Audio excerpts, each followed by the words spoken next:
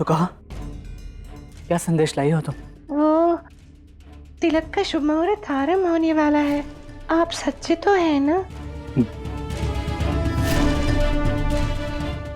वैसे आपको तिलक के पहले ही बहुत बहुत बधाइयाँ।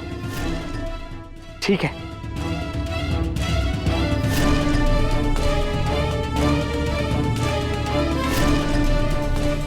बधाई दे दी ना? ठीक है, फिर खड़ी क्यों? वो मुझे आपके लिए बुरा लग रहा है उमेश जी। क्यों? राधा जैसी सुंदरी से मेरा विवाह हो रहा है, तो तुम्हें बुरा क्यों लग रहा है? क्योंकि आपका उनके साथ विवाह नहीं हो रहा।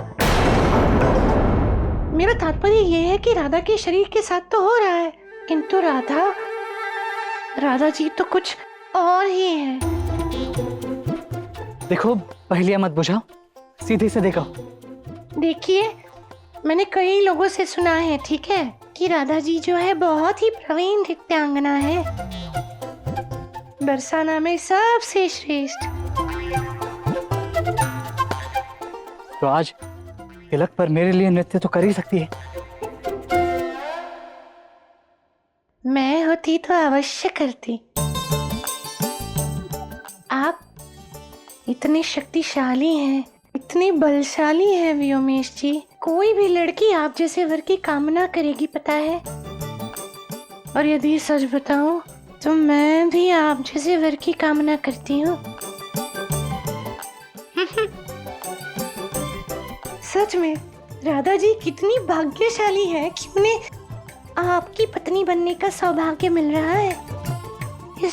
इस सौभाग्य के बदले तो राधा जी को आपकी इतनी छोटी सी इच्छा तो पूर्ण करनी ही चाहिए थी। और इसीलिए तो बुरा लग रहा है ना मुझे कि आपको ये सौभाग्य ही नहीं मिल रहा। आपको पता है कितना समझाया राधा जी की सखियों ने उन्हें कि एक बार आज के दिन के लिए ससुराल वालों के लिए नृत्य कर लीजिए ना। वो मानी नहीं बेचारी। कदाचित उनके साथ जो अतीत में व्यतीत हो चुका है ना, उसी के कारण उनका हृदय टूट चुका है। किंतु आपके साथ ऐसा नहीं होना चाहिए था व्योमेश जी। मैं राधा से कहूंगा, वो मेरे लिए अवश्य नृत्य करेगी। नहीं ना,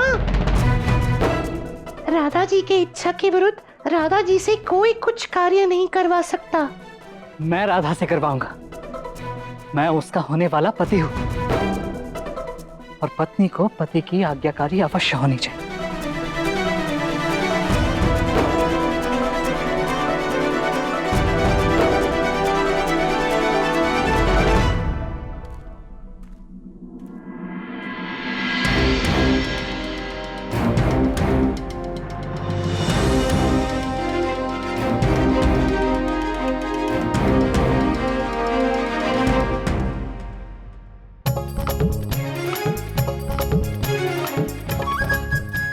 खाना मैं दाऊ हूं तुम्हारा, तुम अपने दाऊ को इस प्रकार रुलाओगे, अभी सोचा नहीं था मैं।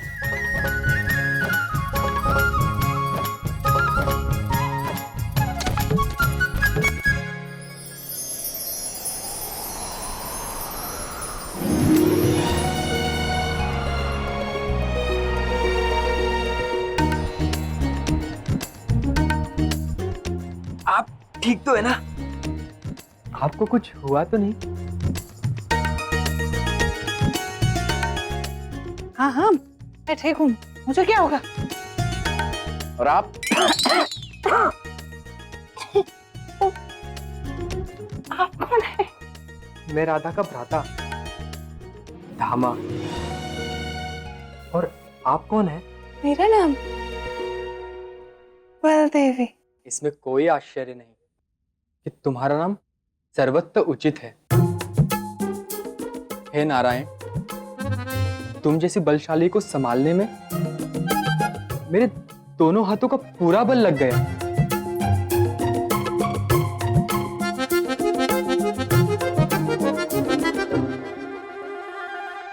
अब आप यहाँ खड़े होकर क्या देख रहे हैं? आपका मुख अति सुंदर। धन्यवाद।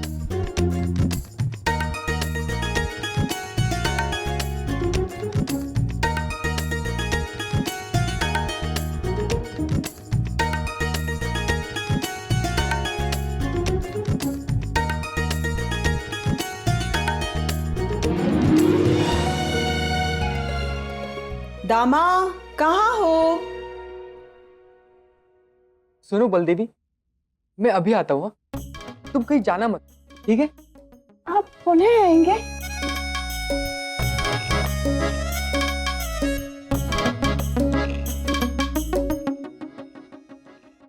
ओहो, कहाँ ये कहाँ फंसा दिया मुझे? अगली बार मैं तुम्हें कदापि नहीं छोड़ूंगा।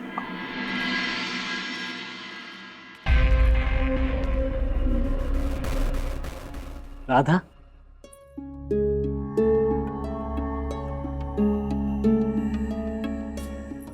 व्योमेश, तुम यहाँ मेरे कक्ष में?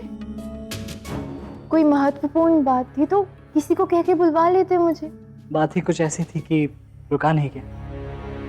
वो मैंने सुना है कि तुम एक कुशल नृत्यांगना हो। सुनकर तुरंत मन हुआ कि तुम्हारा नृत्य देखो। क्या तुम्हारा भावी पति होने के नाते मैं तुमसे नृत्य करने की प्रार्थना भी नहीं कर सकता? व्योमेश, देखो, मैंने नृत्य करना छोड़ दिया है और अब मुझे नृत्य में कोई रुचि नहीं है। देखो राधा, राधा, केवल एक बार मेरे लिए।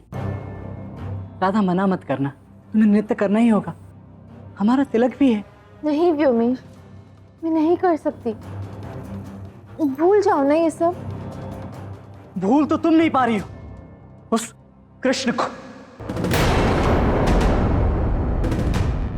उस कृष्ण के कारण ही तुमने नृत्य छोड़ा है ना?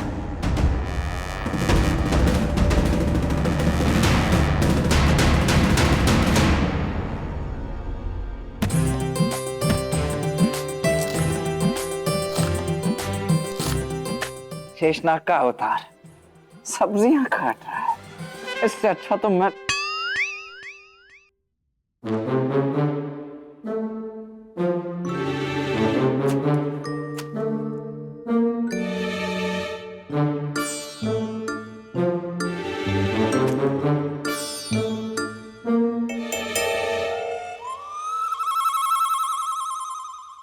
अद्भुत। तरकारी काटकर खाने का ये तरीका अनूठा है। मेरा है ना तो अनूठा तो होगा ही। तो आप फिर क्या? क्यों? मैं बस देखने आया था कि आप ठीक तो हैं। आपको किसी चीज की आवश्यकता तो नहीं? क्या मैं आपकी सहायता कर दूं?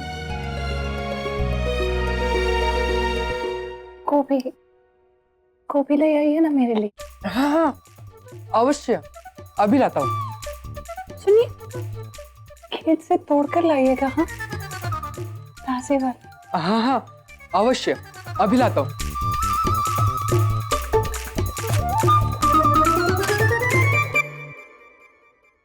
एक और ये माँ है जो इतना सारा काम देकर गई, और दूसरी ओर ये मूर्ख बेटा।